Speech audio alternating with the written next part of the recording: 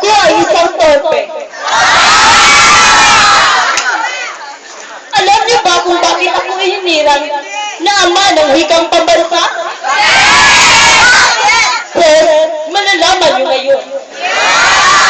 Ako ay hinirang na ama ng wikang pambansa dahil ako ang unang gumawa ng hakbang upang magkaroon ng wikang pambansa.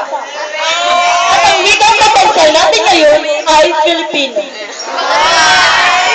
Ang Filipino ay hango sa dialektong Kapuluan. At muli, ako si Manuel Francisco.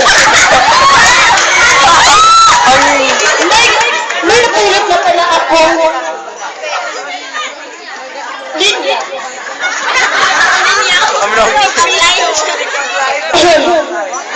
May napulot linya na saan na yun.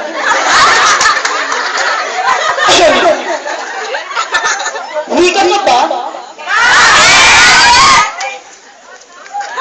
Kasi, kung wala ka, pipi ako.